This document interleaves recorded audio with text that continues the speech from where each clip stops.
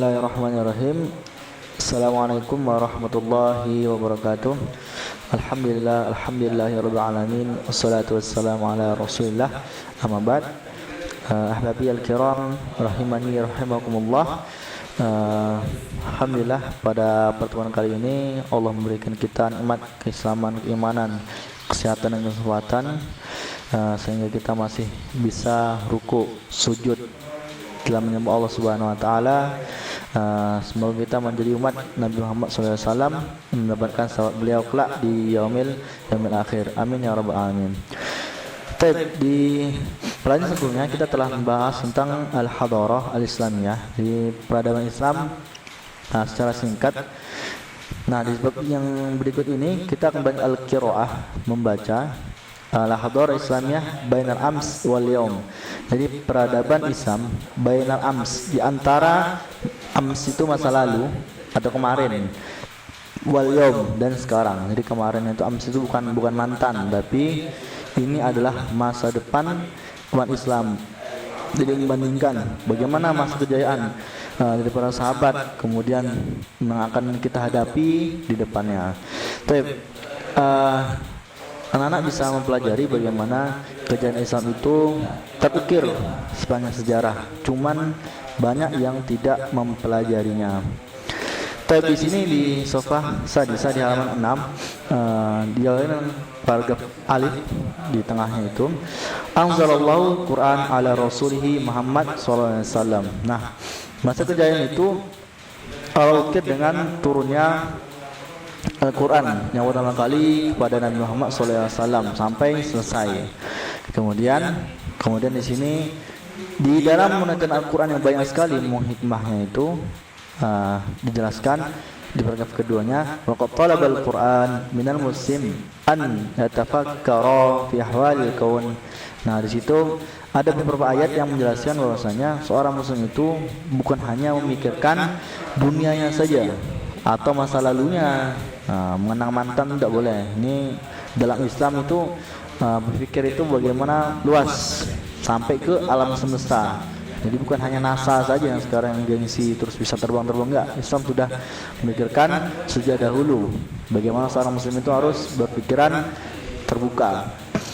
Wa talabul Quran dzalika ya'rifal muslim khaliqahu. Nah, tujuannya apa? Bukan untuk hebat-hebatan bisa keluar angkasa. Intinya ketika Islam memikirkan keluar angkasa, alam semesta itu untuk memikirkan bahwasanya alam semesta yang indah ini ada penciptanya. Siapa penciptanya? Nah, yaitu Allah Subhanahu wa taala. Wa khaliqal kaun kullah, au kullih, bahkan pencipta alam semesta seluruhnya, bukan hanya langit dan bumi, seluruhnya. Tapi di sini dijelaskan bahwasanya dalam surah Ali Imran ayat 190 dijelaskan, inna fi khalqis samawati wal ard wa ikhtilafil laili wan nahar la ayat liulil albab, bahwasanya penciptaan, dalam penciptaan apa? Langit dan bumi dan peredaran bulan, peredaran matahari, peredaran pergantian malam dan siang itu ada tanda-tanda. Nah, Allah jelaskan tanda-tandanya itu bagaimana ulul albab, orang-orang yang Allah beri kecerdasan. Jadi bukan hanya melihat saja, tapi memikirkan bahwasanya Allah itu telah memberikan karunia kepada umat manusia seluruhnya, apalagi kaum muslimin. Nah, sekali lagi di surah Al-A'raf ayat 185, awalam yanzuru fi malakutis samawati wal ard, apakah mereka belum melihat atau tidak melihat apa yang ada di kuasa Allah, langit dan bumi. Ingat, as-samawat itu jamak jadi as-sama. As-sama itu langit-langit yang Allah ciptakan itu, dan bumi. Nah, bumi ini seperti apa? Bumi itu bukan luar, tapi di dalamnya seperti apa juga Allah telah memberikan gambaran dalam Al-Quran. Tinggal manusia saja ingin menggali atau tidak. Kita lanjutkan lagi di surah Al-Ghasyiyah, ini ma'ruf, surah Al-Ghasyiyah di juz 30. Afala yanzuruna ilal ibili kaifa khuliqat. Nah, ada gambar orang naik unta itu, beriringan. Apakah mereka manusia ini belum melihat bagaimana seekor unta itu diciptakan? Nah, itu bagi simbol ya. Jadi kalau hebat manusia bisa berobot, tapi tak bisa mencermati makhluk yang Allah berikan, nah itu salah prediksi. Kemudian wa ila sama kaifa rufi'at, dan bagaimana langit itu Allah tinggikan. Jadi nggak mungkin langit itu rendah sependek plafon rumah kita, enggak. Langit itu luas, bahkan tinggi, Allah tinggikan. Nah itu bagaimana orang tuh berpikir, langit nggak ada tiang, tak ada namanya lem atau digantungkan di atas, enggak. Langit itu Allah berikan contoh bagaimana manusia bisa berpikir. Kemudian wa ilal jibali kaifa nusibat, dan bagaimana gunung-gunung yang Allah tancapkan di bumi ini. Kok bisa ada gunung sebesar itu bisa kokoh dan tidak bergeser dalam bumi yang bulat ini. Kemudian wa il ardi kaifa sutihat, dan bagaimana bumi itu Allah hamparkan.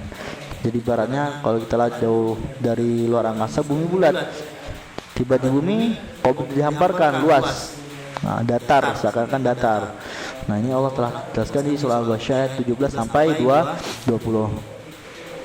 Nah disinilah pejutan dari Allah Subhanahu Wa Taala kepada kaum muslimin, bahwasanya Rasulullah dan para sahabat telah mempelajari ini sejak berabad-abad yang lalu, bukan hanya sekarang.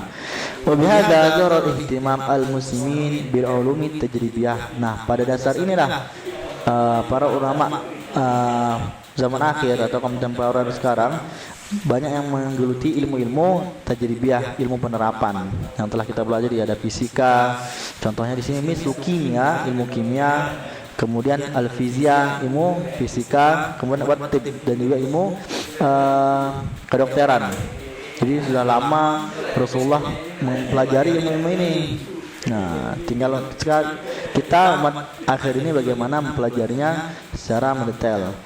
Pelajaran kedua di ba wala qad zaharat al-ulum at-tajribiyah li awwal marrah. Nah, kemudian setelah itulah muncul para ulama penerapan yang pertama kali. Jadi langsung membidangi keilmuan tersebut.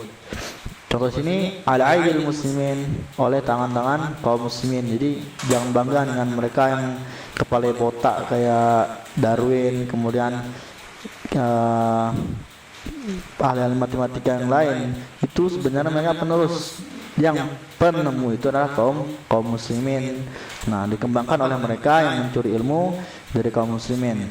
Contoh di sini minhum, di antara ada Jabir bin Hayyan, kemudian Ar-Razi, kemudian juga Ibnu Haytham, Wal-Biruni, Ibnu Nafis. Nah, ini para ulama yang kita ambil namanya, kemarin kita bahas, telah mempelajari ilmu-ilmu ini.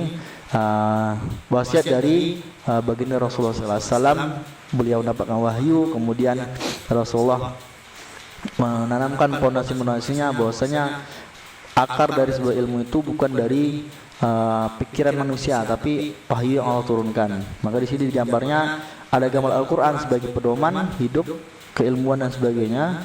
Kemudian itu ada zaman di mana orang naik unta. Nah, di bawahnya ada lagi para ilmuwan itu sudah mulai menerapkan teknologi di bidangnya masing-masing. Apalagi zaman sekarang. Nah, tinggal bagaimana pondasi itulah yang benar ketika Rasulullah SAW menerapkan diri ini. Ilmu itu hanya dari Allah, dan Allah berikan kepahaman bagi kita semua. Baik, ini yang saya sampaikan, kurang lebih mohon maaf. Wabillahi taufiq wal hidayah. Assalamualaikum warahmatullahi wabarakatuh.